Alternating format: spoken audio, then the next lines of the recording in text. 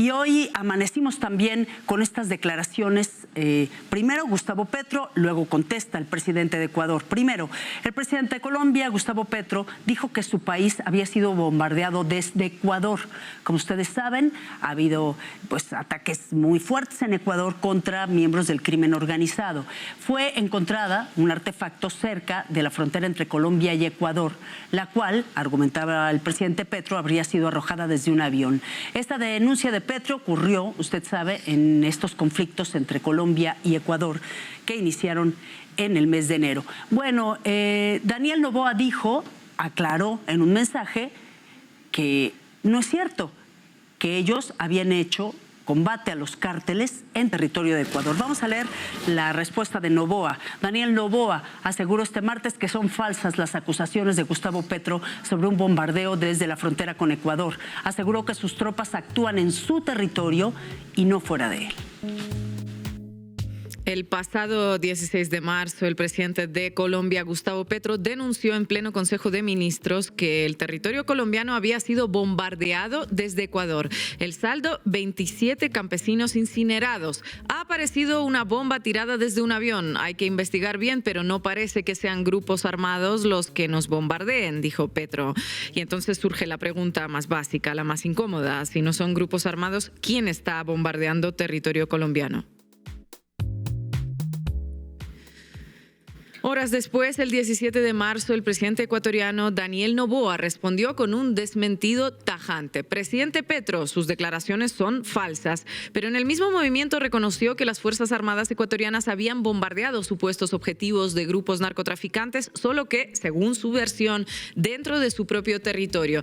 Y añadió un elemento clave. Lo hicieron en el marco de la cooperación internacional, traducido con Estados Unidos. La cosa, como ven, se complica. Porque poco después Petro volvió a insistir, esta vez en la red social X. No fueron grupos armados, no tienen aviación, no fue la fuerza pública colombiana, no dio esa orden. Y hay 27 cuerpos calcinados sin una explicación creíble. Las bombas, dijo, están en el suelo, cerca de las familias. Tenemos entonces dos países vecinos, una frontera caliente, decenas de civiles muertos y ninguna responsabilidad clara asumida. Y en medio de toda esa expresión que ya debería encender todas las alarmas, cooperación internacional. Porque esa cooperación en el caso de Ecuador tiene nombre y apellido: presencia militar estadounidense, despliegue estratégico y un alineamiento político que convierta al país en pieza funcional de la política de Washington en la región. Todo esto, además, en contra de lo que hace apenas unos meses expresó la población ecuatoriana en las urnas.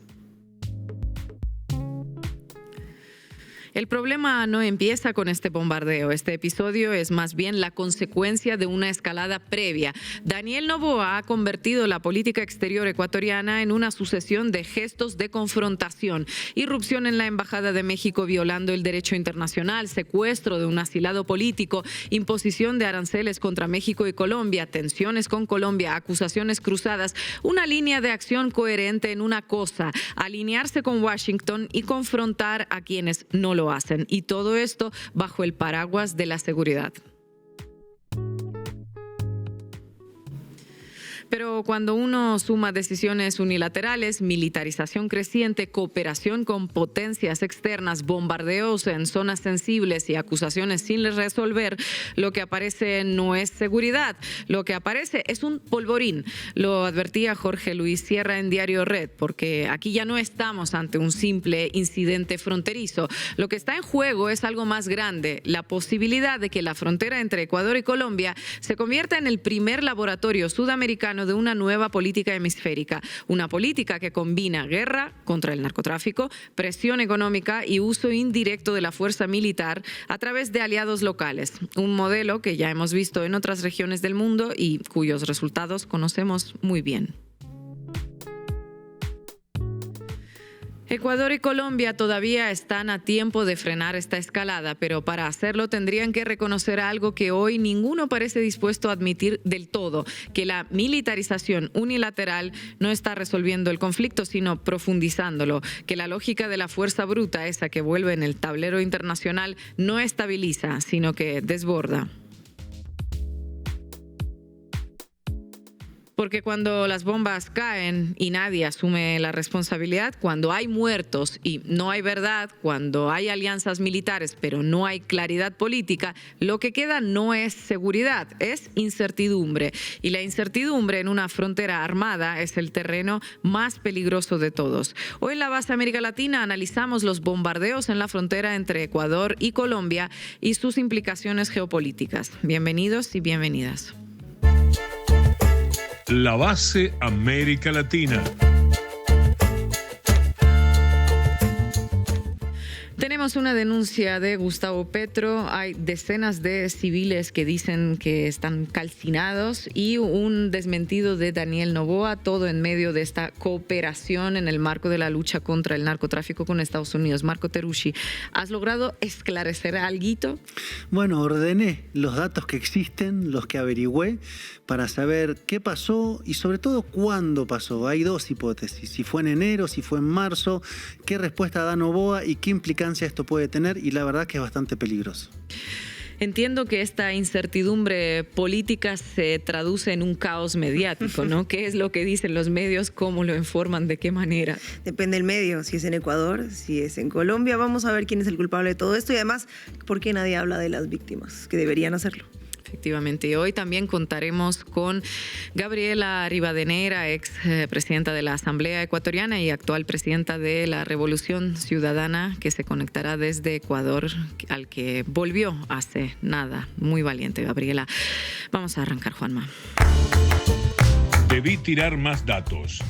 Con Marco Teruggi. Colombia y Ecuador tienen una frontera de 586 kilómetros, una frontera compleja por su naturaleza, con geografía de ríos, bosques tropicales, caños, manglares, hasta páramos. Se trata de una frontera históricamente con mala conexión hasta años recientes, con la mejoría de dos pasos, y que une al principal productor de cocaína del mundo, Colombia, con el mayor exportador de cocaína, Ecuador. Bueno, ahí, en ese terreno lejano para las cámaras de televisión y los habitantes de Quito y Bogotá, se está jugando un nuevo capítulo de la escalada diplomática entre Colombia y Ecuador. Nuevo capítulo porque desde inicio de año existe una degradación de las relaciones bilaterales y muy preocupante por la naturaleza de lo que ayer afirmó el presidente colombiano Gustavo Petro. ¿A qué nos referimos? A la denuncia de que, abro comillas, están bombardeando desde el Ecuador y no son los grupos armados. Repito, cayeron bombas sobre el territorio de Colombia procedentes desde territorio ecuatoriano y no fueron grupos armados. Y si no fueron grupos armados, que hay varios en la zona de frontera, entonces existen dos opciones: o bien fueron las Fuerzas Armadas ecuatorianas o bien las Fuerzas Armadas estadounidenses, ya que ambas están bombardeando el norte de Ecuador desde al menos inicio de marzo. Pero antes de ir a responsabilidades y lo que eso puede implicar, veamos más sobre lo que se sabe en el terreno. Primero, que hay 27 cuerpos calcinados, lo que indica, como denuncia Colombia, que las bombas cayeron en zonas habitadas, en este caso en una zona donde familias cambiaron de cultivos de hojas de coca a cultivos legales. Segundo, que algunas de esas bombas no estallaron, lo cual permite tener un registro visual de las mismas. Vean este reportaje. Lo que se alcanza a leer ahí es una bomba de 250 kilos. Esta es la parte trasera de la bomba. Ahora sí, si quiere podemos pasar la siguiente imagen.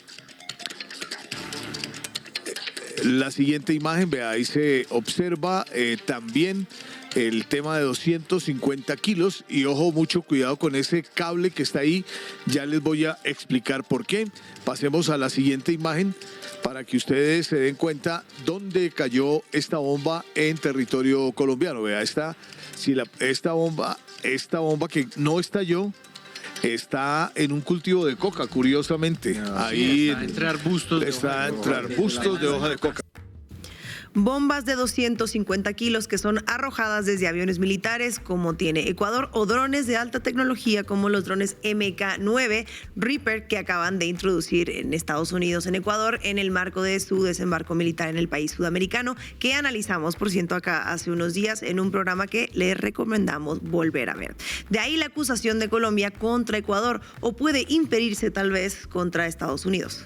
Por ahora el gobierno ecuatoriano, como era predecible, negó toda responsabilidad. Lo hizo primero el presidente Daniel Noboa. Dijo, desde el primer día hemos combatido el narcoterrorismo en todas sus formas. Hoy, junto a la cooperación internacional, o sea, Estados Unidos, continuamos en esa lucha bombardeando los lugares que servían de escondite para estos grupos, en gran parte colombianos, que su mismo gobierno, refiriéndose a Petro, permitió infiltrarse en nuestro país por descuido de su frontera. Presidente Petro, sus declaraciones son falsas, estamos actuando en nuestro territorio, no en el suyo. Luego, el Ministerio de Defensa del Ecuador publicó primero un comunicado negando haber realizado operaciones militares fuera de la frontera ecuatoriana y luego publicó una de sus piezas de propaganda de combate contra el crimen organizado, especificando que, abro comillas, son ejecutadas exclusivamente dentro del territorio ecuatoriano.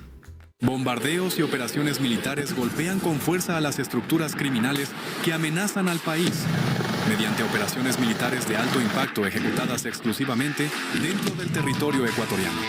Se localizaron y neutralizaron objetivos vinculados a economías ilícitas y grupos armados organizados.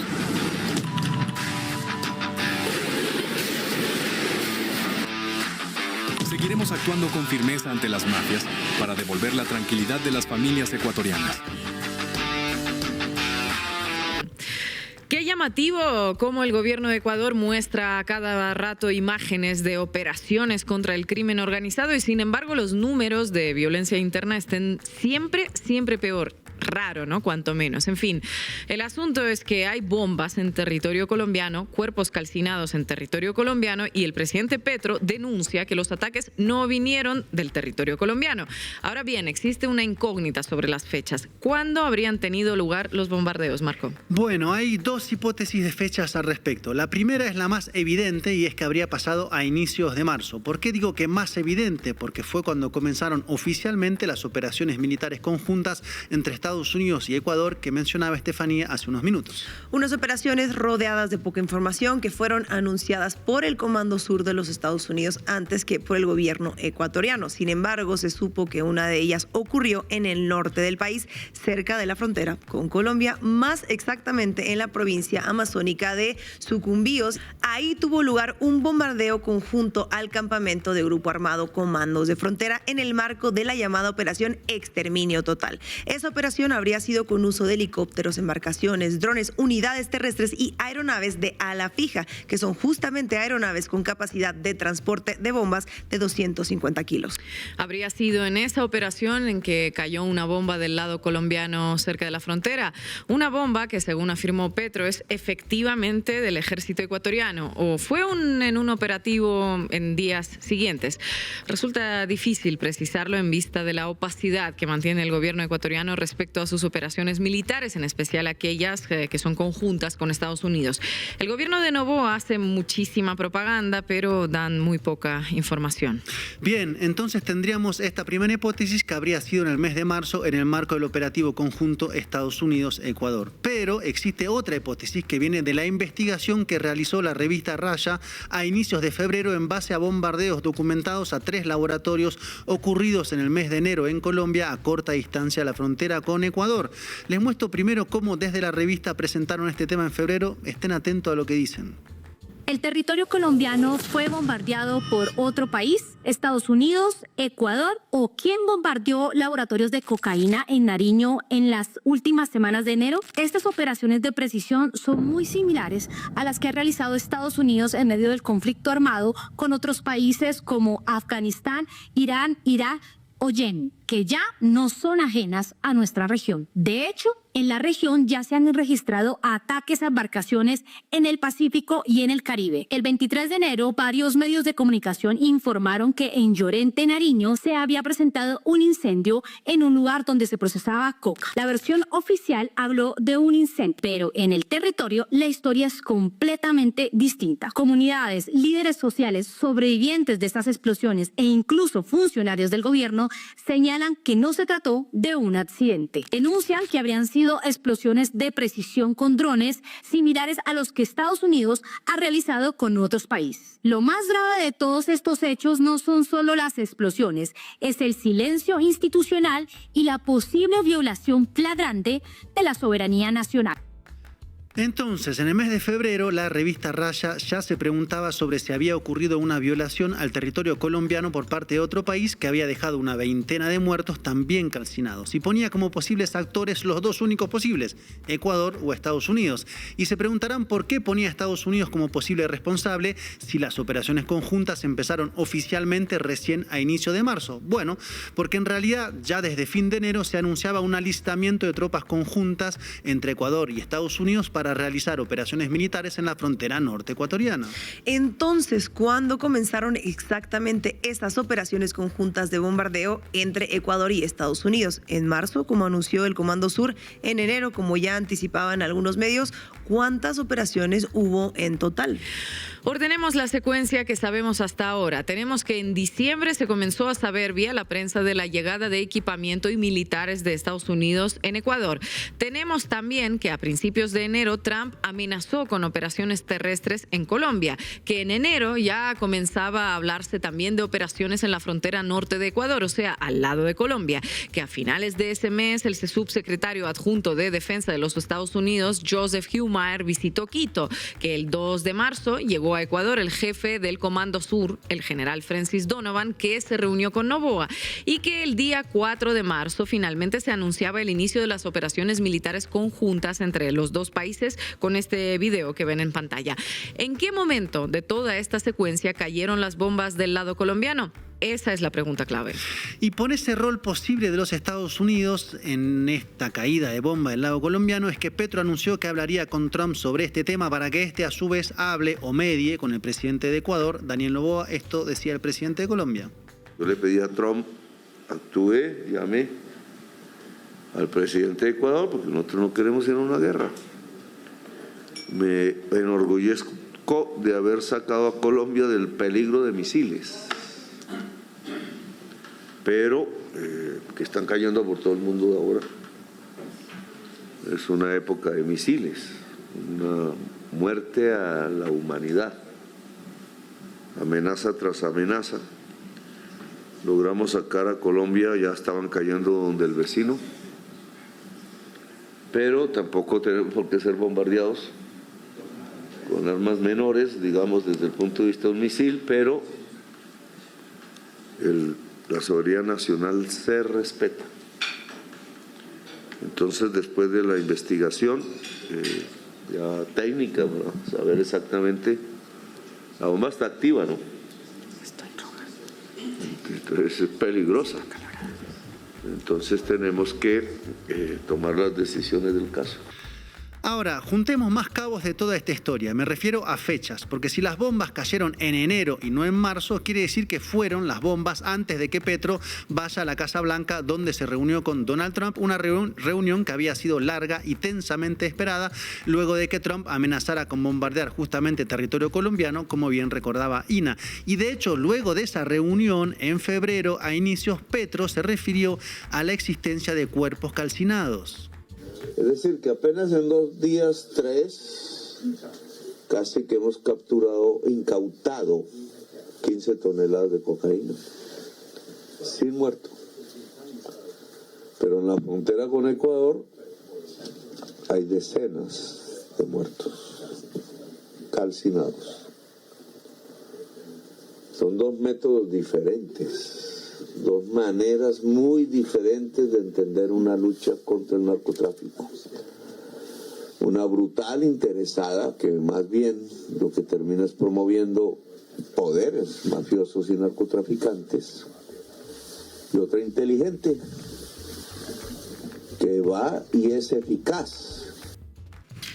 Pues quedan muchas cosas por esclarecer. Entonces, primero la fecha de las bombas, luego si fue Ecuador y si también tuvo que ver Estados Unidos y si efectivamente todo esto fue así. La pregunta obligada es, ¿se trató de un error que por accidente hizo que cayera una o varias bombas del lado colombiano o se trató de una decisión deliberada de atacar del lado colombiano, violando así la soberanía de Colombia? Esperemos que se logre saber más en los próximos días. Lo seguro es que esta grave denuncia viene en un contexto, como decía al inicio de la sección, de una degradación de las relaciones entre Colombia y Ecuador. Una situación que empezó con la decisión de Daniel Noboa de ponerle 30% de aranceles primero y subirlos luego a 50% después a Colombia, acusando a su gobierno de no cooperar en la lucha contra las bandas criminales en la frontera. Un ataque de Noboa a Petro que le permitió dos cosas al mandatario ecuatoriano. Primero, encontrar un culpable externo, o al menos así señalarlo, para justificar sus números siempre en rojo en materia de seguridad interna. Segundo, polarizar con un gobierno progresista, como ya lo había hecho con México, y lo hizo luego con Cuba. Nada como un enemigo exterior cuando se está en crisis interna. La pregunta ahora es qué puede pasar en medio de esta tensión que ocurre en un momento muy particular de ambos lados de la frontera. Del lado ecuatoriano, porque el país se ha convertido en un laboratorio o modelo para el despliegue militar de Estados Unidos en la región, en un remake de la ya fracasada guerra contra las drogas, con todo lo peligroso que esto tiene, ¿no? Y del lado colombiano, porque dentro de 2 meses serán las elecciones presidenciales, donde existe la posibilidad de que continúe la izquierda en el gobierno a través de la candidatura de Iván Cepeda, algo que despierta agresividad desmedida entre los sectores de derecha. Así que la crisis entre los dos países debe ser seguida con mucho detenimiento y mucha lupa, porque, como ya venimos contando acá en la base América Latina, se vienen moviendo aguas profundas en el continente en el contexto de la reconquista de la región anunciada por Estados Unidos. Un Estados Unidos que anda en estos momentos entrando en un pantano en Irán, en la guerra de Irán, lo que puede hacerle redoblar aún más la agresividad contra nuestra región y empezar por ese punto muy claro de la frontera. Muchas gracias, Marco. Han aparecido bombas, una bomba tirada desde avión. Se va a investigar bien los modos, muy en la frontera con Ecuador, ratificando un poco mi sospecha, pero hay que investigarla bien, de que están bombardeándonos desde el Ecuador y no son los grupos armados.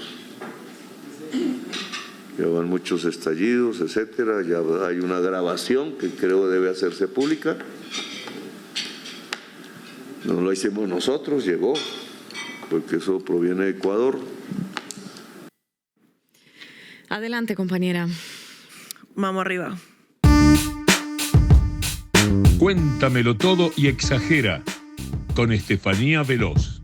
Imagínense que en la frontera de su país caen bombas de 250 kilogramos que aparecen cuerpos calcinados que las autoridades indígenas, agua y los líderes comunitarios de la zona atribuyen las explosiones a operaciones lanzadas desde el otro lado de la frontera. Vamos a ver cómo lo cubrieron los medios colombianos esta semana. El Tiempo tituló que 8 personas murieron tras una explosión en Tumaco. Nota de suceso sin investigación sobre el origen de la explosión, sin envío de reporteros a la zona, nada. El espectador reportó lo mismo, 8 muertos, 3 heridos, resguardo Inda Zabaleta, mismo enfoque de nota policial sin preguntas sobre quién provocó la explosión. El colombiano, 8 muertos y 10 heridos, dejó la explosión en presunto laboratorio de drogas en la zona rural de Tumaco, Nariño. Petro reveló sentirse traicionado por grupos armados en negociaciones con el gobierno tras explosión en Tumaco. Fue en una zona de paz, dijo Infobae. La FM, esto suena a traición. Petro por explosión en un narcolaboratorio en zona de paz en Nariño. El colombiano, Infobae y la FM cubrieron el hecho con el mismo ángulo. Se enfocaron en las declaraciones de Petro, quien dijo que lo ocurrido sonaba a traición porque fue en una zona de paz. Pero ninguno de estos medios investigó si la explosión fue causada desde fuera de Colombia. Todos la trataron como un incidente interno y eso va a ser muy importante para lo que viene después, Ina.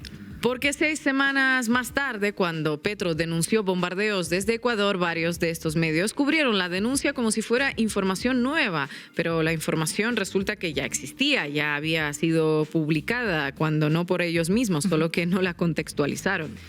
Como ya contaba Marco, pero era importante retomar, el 3 de febrero del 2026 la unidad investigativa de la revista Raya publicó algo que ningún medio grande colombiano se atrevió a hacer: enviar periodistas a Llorente a hablar con la comunidad, a hablar con líderes indígenas aguá, con fuentes de inteligencia y con funcionarios vinculados a la presidencia. Raya documentó no una, sino 3 explosiones coordinadas entre el 22 y el 25 de enero en Llorente, Pital de Costa y cerca del río Rosario. Sus fuentes, que incluyen, como dije, autoridades indígenas, líderes comunitarios y funcionarios de inteligencia, atribuyeron los ataques a posibles operaciones encubiertas lanzadas desde Ecuador con drones, y el balance que recogieron de representantes de grupos armados en la mesa de diálogo fue de aproximadamente 30 muertos, no 8 como reportaron en algunos medios grandes. Ahí está el caso de William Harvey Paz García, mecánico de 44 años, padre de 5 hijos, que fue llamado esa noche a reparar una planta eléctrica y murió calcinado. Raya verificó que no tenía antecedentes penales. Su nombre no apareció en El Tiempo, ni en Semana, ni en El Espectador. ¿Por qué será? Eso quiere decir que la diferencia entre 8 y 30 muertos, entre una explosión interna y un posible bombardeo externo, entre una nota de suceso y una investigación con nombre y rostro de las víctimas, es la diferencia entre ir o no ir al terreno. Y los medios con más recursos no fueron. Ahora crucemos la frontera, porque los medios ecuatorianos hicieron algo durante estos meses que es como un caso de estudio sobre cómo se instala una versión antes de que estalle la crisis. Vamos a verlo con los siguientes titulares. El Universo, Ecuador, columna de Alfonso Oramas Gross, que publicó Frontera Norte. Esta columna, publicada el 24 de enero, un día después de la explosión en Llorente, ya culpaba directamente a Petro de la crisis fronteriza y decía que el cultivo de coca creció desde que él llegó al poder. Marco, ¿podrías leer una parte de la columna? Vamos, cito: lo que naturalmente ha permitido que los grupos antes mencionados establezcan un control territorial, lo que a su vez ha permitido el aumento significativo de la siembra de la hoja de coca en Nariño, Putumayo y Cauca en los últimos años, especialmente luego de que Gustavo Petro asumiera el poder de la presidencia de ese país, o sea, Colombia. La columna no menciona la presencia militar estadounidense en Ecuador, no menciona las explosiones del lado colombiano, no menciona nada que no sea la responsabilidad de Colombia. Es un editorial que señala pues en una sola dirección, que se llama Colombia. Y El Universo es uno de los diarios más grandes de Ecuador. Como ya saben, no es un blog marginal, y vean lo que publicó, porque este tamaño de publicación es un editorial que apunta exclusivamente a Petro, sin mencionar que su propio gobierno, el ecuatoriano, tiene tropas estadounidenses desplegadas en la zona fronteriza. La omisión ya está haciendo un trabajo editorial enorme, aunque el columnista no lo diga con las palabras textuales. El medio Premisas publicó en agosto del 2025 un artículo titulado "El gobierno de Petro perdió el control de la frontera con Ecuador", dice la prensa colombiana. Fíjense en esto. Citan a medios colombianos críticos de Petro como Semana para construir la versión de que Colombia perdió la frontera, y después la amplifican como un hecho verificado, una nota en sí misma. Es una triangulación en la que los medios ecuatorianos se alimentan de los medios colombianos abiertamente opositores para legitimar mutuamente pues la misma versión. Y esa versión preinstalada es la que los medios ecuatorianos activaron en marzo, cuando estalló la crisis. Porque cuando Petro, como decíamos, denunció los bombardeos, la respuesta mediática ecuatoriana no partió de cero, ya tenía meses de preparación editorial. Vamos a ver la reacción inmediata. El Comercio publicó: Daniel Noboa responde a Gustavo Petro sobre supuestos bombardeos de Ecuador a Colombia, y citó prominentemente a Noboa diciendo: falso, estamos atacando estructuras narcoterroristas en territorio ecuatoriano que el gobierno de Petro, por cierto, deja pasear por la zona. La estructura de la nota pone primero la negación de Noboa y después la denuncia de Petro. El orden en el que presenta las versiones dentro de una nota pues no es neutro. Te está diciendo Noboa como que tiene la razón. Diario Extra tituló: en Colombia revelan fotos de bombas que cayeron tras supuesto bombardeo desde Ecuador. El Diario de Ecuador tituló: supuesto explosivo ecuatoriano en territorio colombiano. Petro prepara guerra diplomática contra Noboa. El patrón se repite en cada medio ecuatoriano. Todo lo que dice Petro va precedido por supuesto, todo lo que dice Noboa se presenta como una afirmación directa, segura y certera. Si le pusieran supuesto a las dos versiones con la misma frecuencia, pues tendríamos Noboa niega supuestos bombardeos que supuestamente supuestamente no ocurrieron con supuestas bombas que supuestamente no existen. Pero el objetivo solo viaja en una dirección, hacia Colombia. Lo que le puedo confirmar es que el Ecuador en efecto tiene operaciones de ataque a campamentos de grupos irregulares. No son ecuatorianos, son grupos que pasan nuestra frontera desde Colombia, pero están ubicados en territorios ecuatorianos. Esto le puedo confirmar porque es información oficial que viene desde el primer mandatario, viene desde el Ministerio de Defensa. Las operaciones que además son públicas y muchas de ellas incluso acompañan periodistas. Ahora, ¿usted ha hablado con el presidente esta mañana? He hablado esta mañana, tan pronto hubo esta noticia en la madrugada. Me mandaron la noticia en la mañana, he hablado igual esta madrugada con el señor presidente y me ha confirmado la información que estoy entregando en este momento a los ecuatorianos. Como vieron, Teleamazonas transmitió la entrevista con la canciller Sommerfeld, donde declaró que los grupos atacados no son ecuatorianos, sino que pasan desde Colombia. Todos son los colombianos. La línea editorial es uniforme en todos estos medios. Ecuador se defiende, Colombia descuida, Petro exagera. Y Noboa no se limitó a negar. Infobae publicó que Noboa dijo: en Colombia les dan espacio a la familia de Fito, es decir, la respuesta de Noboa ante la denuncia de bombardeos transfronterizos no fue una explicación técnica o militar, fue un ataque político que los medios amplificaron sin cuestionamiento alguno. Eso es comunicación política disfrazada de respuesta diplomática y los medios la transmitieron tal cual. Que de Infobae no nos sorprende nada. Ahora veamos lo que hicieron los medios colombianos grandes cuando Petro finalmente habló el 16 de marzo. Semana cubrió las declaraciones de Petro con los titulares Gustavo Petro. Gustavo Petro dice: están bombardeando desde Ecuador y no son los grupos armados. Y Gustavo Petro volvió a cuestionar bombardeo. Explicación no es creíble. Pero al mismo tiempo, Semana publicó un reportaje titulado Exclusivo. El gobierno de Petro perdió el control de la frontera con Ecuador. Es decir, en un mismo medio conviven la cobertura de una denuncia de bombardeos extranjeros y un editorial que dice que la culpa de la situación fronteriza es de Petro, la misma línea editorial que manejan los medios ecuatorianos. Y ahí se cierra el círculo de la triangulación. Semana en Colombia dice que Petro perdió la frontera, Primicias en Ecuador lo amplifica y cuando Petro denuncia bombardeos, ambos lados tienen la misma respuesta preparada. Usted la descuidó, la frontera. Es un rebote editorial entre dos países donde la versión se retroalimenta sin que nadie cuestione la premisa de fondo. Ahora viene la pieza que casi nadie conectó con la cobertura mediática latinoamericana y que los medios estadounidenses de defensa tienen perfectamente documentado: la presencia militar de Estados Unidos en Ecuador y las operaciones que se ejecutaron en la zona fronteriza exacta donde ocurrieron los bombardeos. Task and Purpose reportó que la Fuerza Aérea de Estados Unidos se desplegó en la base aérea Eloy Alfaro de Manta en diciembre del 2025 para una misión antidrogas de cortito plazo. Por cierto, globalsecurity.org documentó que Ecuador se convirtió en el segundo mayor receptor de asistencia de seguridad estadounidense en el hemisferio occidental. Y la propia revista Military Review del Ejército de Estados Unidos publicó en septiembre de 2025 un artículo argumentando los beneficios estratégicos de una base aérea en Ecuador.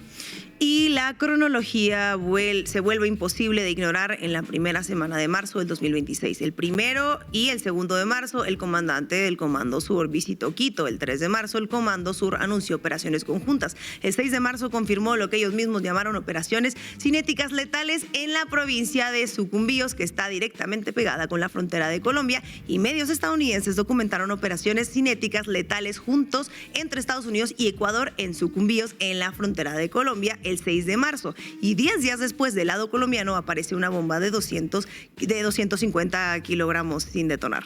Según información militar, una bomba MK-82 de 250 kilos es armamento de Fuerza Aérea convencional.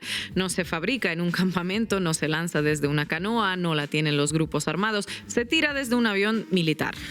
Pero debo destacar que la Subsecretaría de Paz y Derechos Humanos de Nariño emitió el 30 de septiembre una alerta temprana de inminencia 005-2026. Documentó el uso de drones adaptados con explosivos contra estaciones de policía en El Peñón y El Tambo, Nariño. En este documental registró el desplazamiento forzado de 124 familias, incluyendo población indígena. Y si nos vamos un poco más atrás, en marzo del 2025 se registraron 34 incidentes con artefactos actos explosivos en Nariño entre septiembre del 2024 y febrero del 2025. Si ustedes buscan esto en algún medio corporativo, les digo que no lo van a encontrar, ¿eh? Y este caso deja una pregunta abierta para todas las audiencias de la región. Si la información ya existía, si ya estaba publicada, si ya había nombres, testimonios, coordenadas y fotografías semanas antes de que se convirtiera en crisis diplomática, ¿por qué nos enteramos hasta que dos presidentes se pelean en redes sociales? ¿Por qué tuvimos que esperar a que la información se volviera en un espectáculo político para que los grandes medios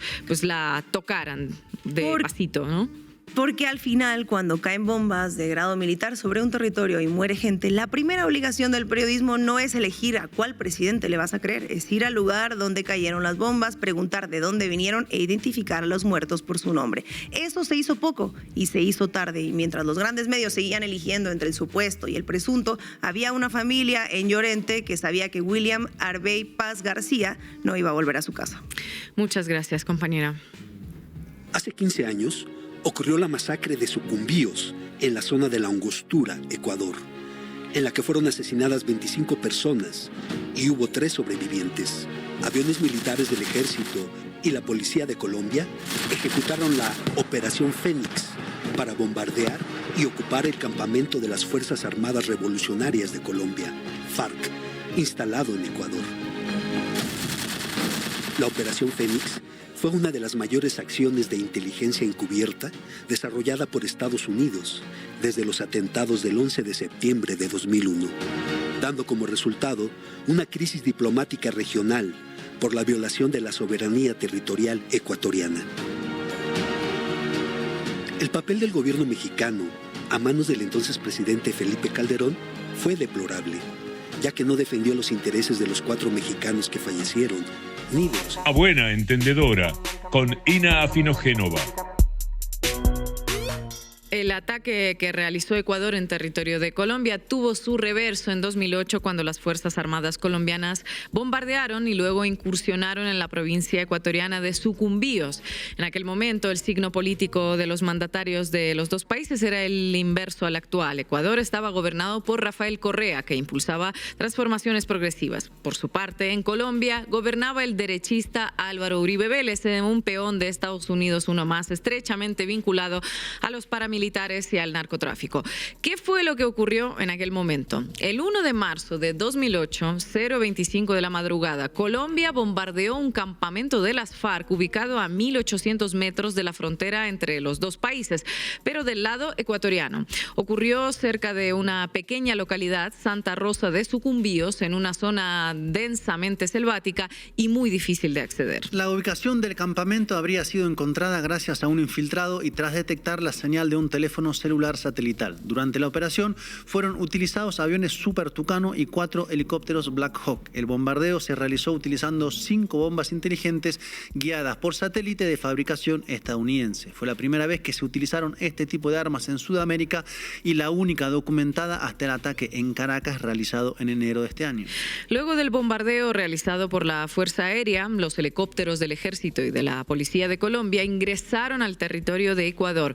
Al menos 80 efectivos cruzaron la frontera y en toda la operación estuvieron involucrados más de 3.000 soldados. El saldo fueron 20 guerrilleros y 4 estudiantes mexicanos asesinados. También murió un efectivo del ejército colombiano. 3 mujeres sobrevivieron, 2 colombianas integrantes de las FARC y una estudiante mexicana de la UNAM, Lucía Moret. El objetivo declarado por las autoridades colombianas fue asesinar a Raúl Reyes, que en ese momento era el número 2 de las FARC detrás de Manuel Marulanda, el líder histórico de la organización. Reyes actuaba como una suerte de canciller y resultó muerto en aquella madrugada. Además, él era el interlocutor por parte de las FARC para negociar la liberación de rehenes que permanecían en las manos de la organización. Los mediadores para lograrlo eran, en primer lugar, el presidente de Venezuela, Hugo Chávez, secundado por el entonces mandatario francés Nicolás Sarkozy.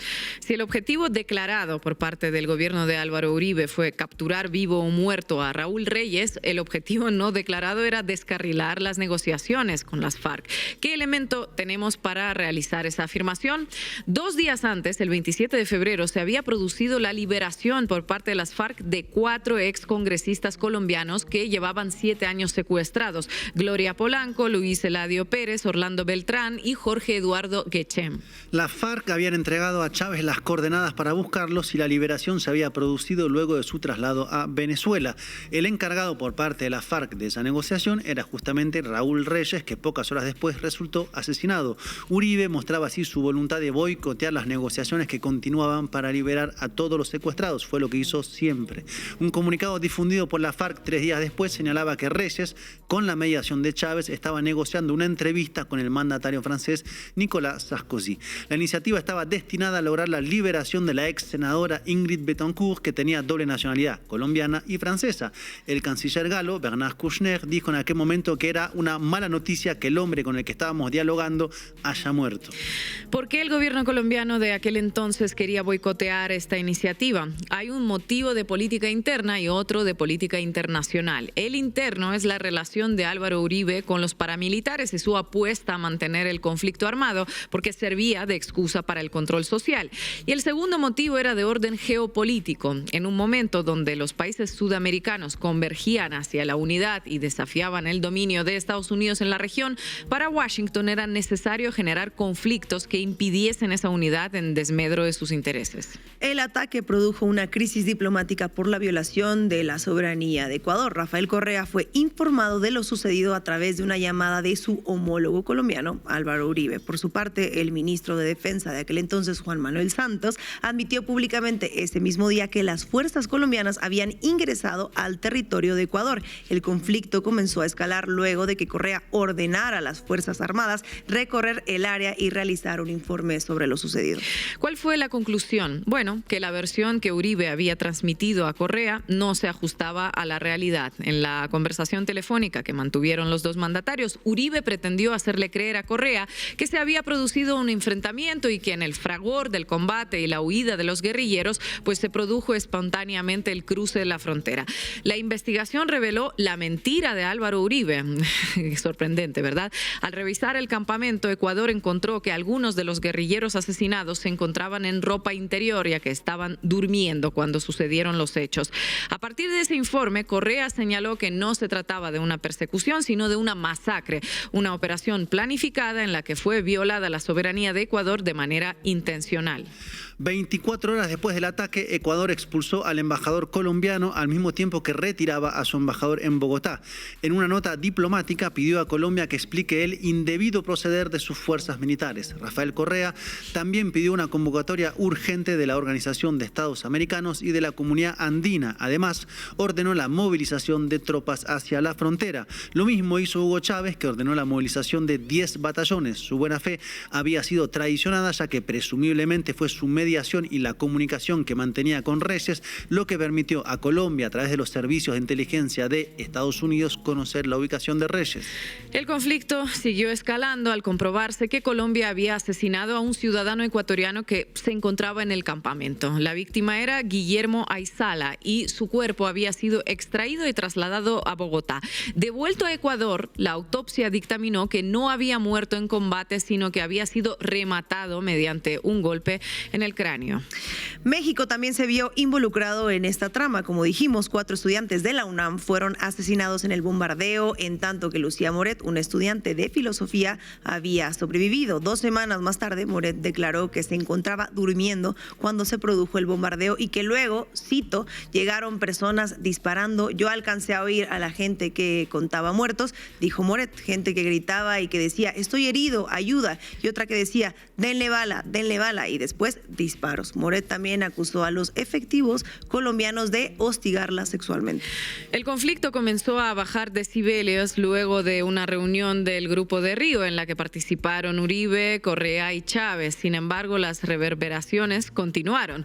Durante el operativo, las Fuerzas Armadas de Colombia se llevaron computadoras, entre ellas la que habría pertenecido a Raúl Reyes, el asesinado. Durante los meses siguientes, cada vez que Colombia necesitaba embarrar la cancha, encontraba encontraba nuevos archivos sacados de esa computadora y que apuntaban contra Chávez o contra Correa.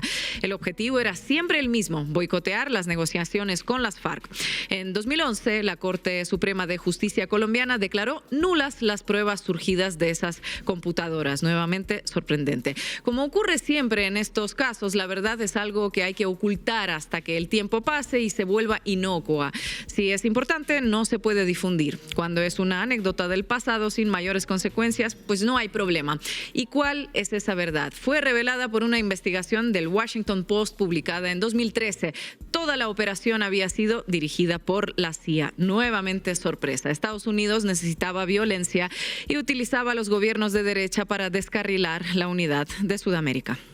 Encontramos una bomba el día de ayer por parte de las autoridades colombianas, una bomba que no pertenece a las fuerzas militares de Colombia y de acuerdo a las primeras indagaciones que nos han permitido concluir que pertenecería a las fuerzas armadas, fuerzas militares de nuestro hermano país, el Ecuador.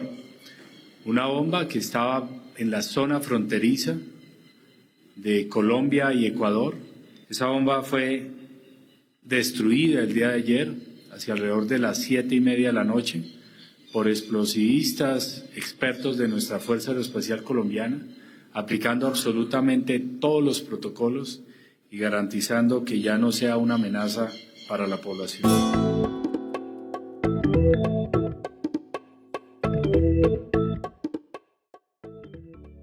Y hoy nos acompaña Gabriela Rivadeneira, expresidenta de la Asamblea de Ecuador y actual presidenta de la Revolución Ciudadana, que como sabemos es la principal fuerza de la oposición en Ecuador, suspendida recientemente por Noboa. Gabriela, muchísimas gracias por estar en La Base América Latina. Bienvenida. Gracias, un saludo Ina, Marco, querida Estefanía, un abrazo muy grande. Y pues sí, estamos pasando por algo que no se nos es raro en los últimos 8 años, pero que no debería seguir pasando, y es la suspensión de la organización política más grande de este país y la que hace mayor oposición al gobierno de Daniel Noboa, ahora suspendida por 9 meses, que coincide justo con el calendario electoral. Con lo que quieren es nuevamente quitarnos del escenario electoral. Noboa quiere jugar solito en la cancha y esa es una de las cosas pues que no podemos permitirlo y no lo vamos a permitir tampoco, así que qué bueno conversarlo con ustedes en este espacio, además en medio de todo lo que estamos viviendo en América Latina.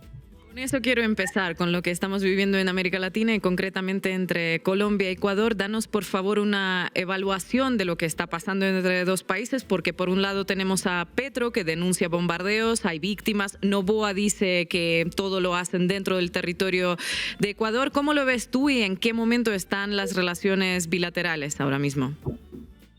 Mira, Noboa ha hecho lo peor que puede hacer y es prácticamente aislarse de sus principales socios y de los países a los que necesita, hablando especialmente de Colombia, ¿no? Esto además trae ya la ruptura diplomática con México, hoy se suma justamente las pésimas relaciones que está teniendo con Petro, pero no es casual. Daniel Noboa está absoluta y totalmente alineado a la política de Donald Trump, está haciendo prácticamente un proyecto entreguista a la política militar norteamericana en el Ecuador, y eso es lo grave de este momento, y es lo que Petro lo ha denunciado, es decir, Noboa está siendo utilizado para generar un conflicto justo en momento electoral de Colombia. Petro lo ha dicho hace algunos meses. ¿Por qué se da esta ruptura? Porque Petro le dice hace algunos meses a Daniel Noboa que le entregue al ciudadano colombiano Jorge Glass, el principal preso político de este país, ex vicepresidente de la República, al que Petro dio ciudadanía. Noboa le dice que él no tiene por qué meterse en la política interna de sus presos y que por lo tanto le pone 30% de aranceles a los productos colombianos. Resulta que para Ecuador, Colombia es el principal socio comercial de América del Sur. Para Colombia, Ecuador es el sexto más importante. Esa es la irracionalidad que tiene. Pero el asunto seguido es que Petro le dice, bueno, entonces si vamos por esas reglas, yo no voy a venderte electricidad, cuando Ecuador además vive momentos de crisis energética.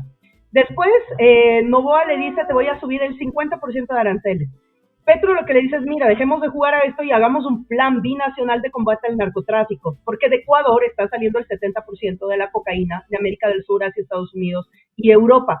y además sale por los puertos administrados por la familia Noboa y bajo la ruta marítima controlada por los Estados Unidos. Entonces le dice, tenemos que hacer un control de frontera, tenemos que hacer un trabajo articulado, porque además en Ecuador se encuentran los principales cabecillas del narcotráfico, que Colombia también los está buscando. Entonces, si no hacemos ese trabajo binacional, no vamos a poder tener resultados efectivos. Y Noboa le dice, no, yo llamé al FBI, porque ahora en Ecuador está oficina del FBI, Cooperación Militar Norteamericana. Otra vez regresó el Fondo Monetario Internacional y el Banco Mundial con todo a poner la receta de cómo tiene que manejarse el gobierno, y ahora estamos asistiendo a operativos militares conjuntos, cuando el Ecuador es la única constitución en el continente que tiene prohibición absoluta de instalación de bases militares extranjeras en territorio soberano.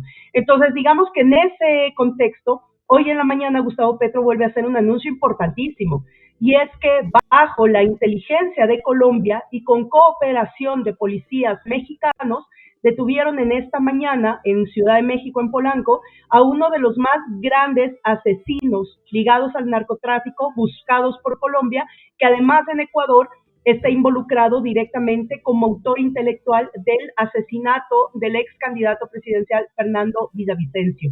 Entonces, eso lo hace Colombia con una política absolutamente clara de soberanía y de cooperación internacional en materia de seguridad, pero controlada, con soberanía. Y eso es una lección para Noboa, es una lección para el gobierno ecuatoriano, porque está siendo mucho más efectivo en su lucha contra el narcotráfico, mientras nosotros estamos sometidos al crecimiento del crimen organizado y del narcotráfico. Gabriela, gracias por estar en la base América Latina. Me detengo un poquito en este despliegue militar de Estados Unidos. ¿Qué implicancias tiene para Ecuador? Además, había votado en contra de este despliegue. ¿Y qué implicancia tiene mirándolo desde América Latina, tal vez viendo a Ecuador como un lugar donde se están ensayando modelos de militarización? Dos reacciones iniciales con esto. Primero, Ecuador tiene una situación estratégica, porque muchos se preguntan hacia afuera por qué un país territorialmente pequeño se convierte en tan importante en el tema regional.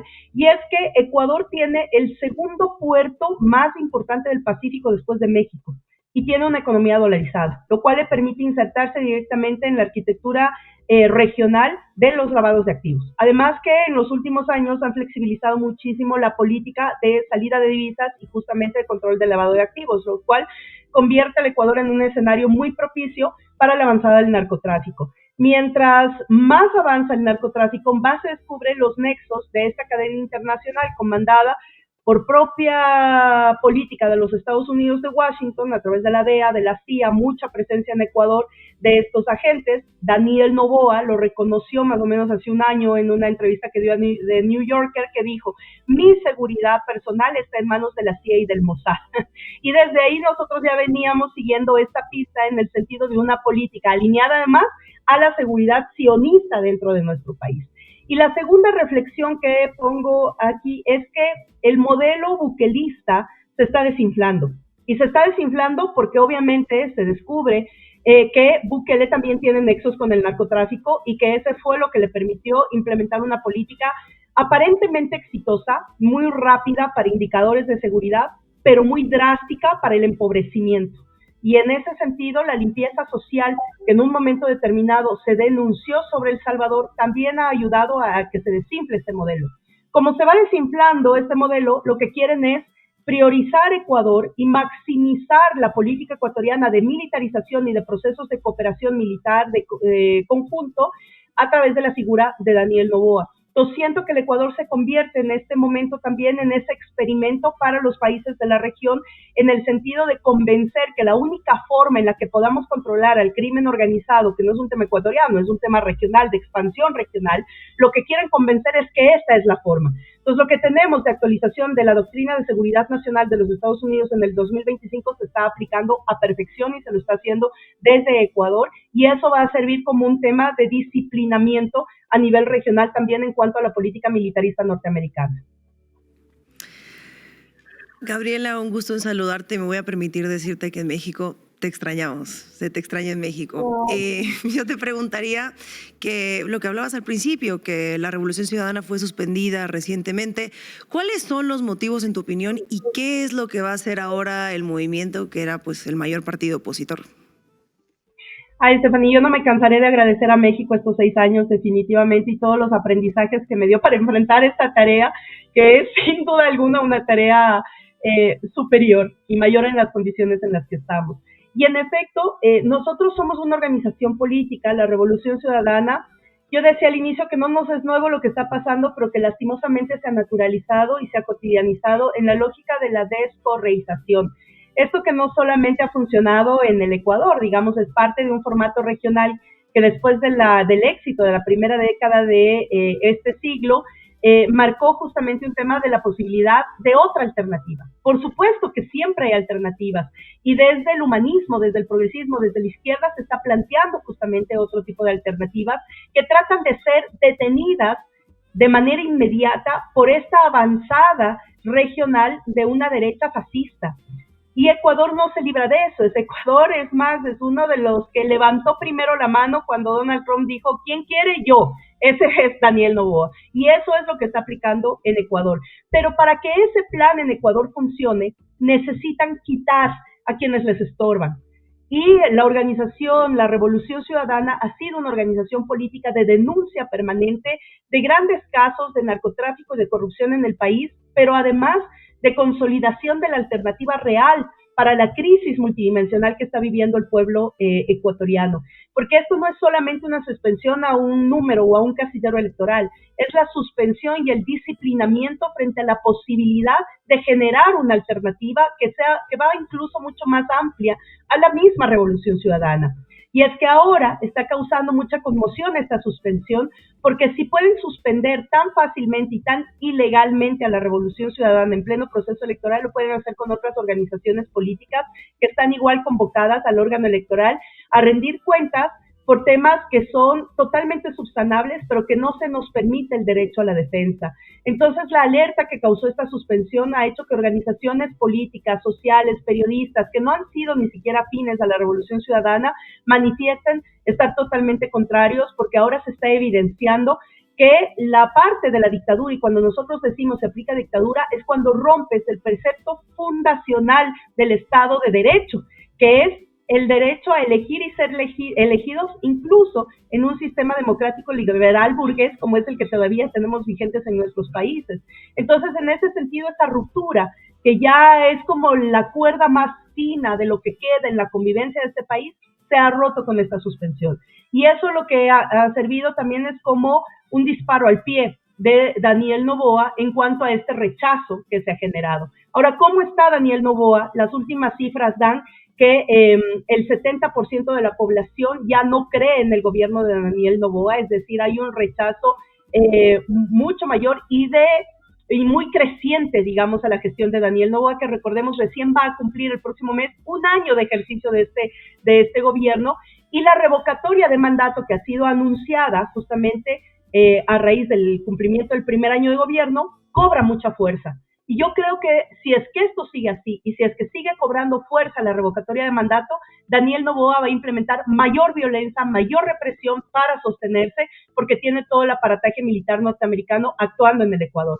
Entonces sí estamos ante la posibilidad de instaurar un gobierno dictatorial. En efecto, Noboa es un autócrata que está tomando decisiones por sobre el país, cueste lo que cueste, y eso es lo que estamos enfrentando como Revolución Ciudadana. Pero si creen que la Revolución Ciudadana con esta suspensión no va a estar en papeleta, la noticia es que sí vamos a estar en papeleta, vamos a cambiar nuevamente y mutar, si es que esta suspensión se mantiene a pesar que seguimos en una apelación permanente, pues mutaremos de casillero electoral y eso permitirá que la Revolución Ciudadana siga disputando territorialmente un proyecto alternativo, un proyecto humanista, un proyecto que dé vida y que proteja la vida. Gabriela, muchísimas gracias por tu análisis y esperamos volverte a ver en la base América Latina. Un abrazo muy fuerte desde tu querida Ciudad de México. Que así sea, un abrazo fuerte a los tres y a todas y todos en América Latina. Aguante, que esto sigue. Abrazo a todas y todos. Aguantemos que esto sigue, efectivamente. Llegamos al final del programa. No se olviden de suscribirse a nuestro canal de YouTube, La Base América Latina, y también a las redes que hemos creado recientemente. En Instagram ponen La Base América Latina, @ todo junto en minúscula, obviamente.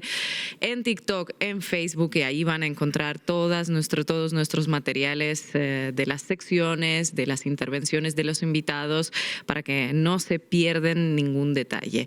Y también, si quieren apoyar nuestro trabajo, pueden hacerse socias y socios de Canal Red escaneando el QR que les dejamos en pantalla, y acto seguido les dejamos otro QR en pantalla que les va a llevar directamente a nuestra lista de reproducción en Spotify.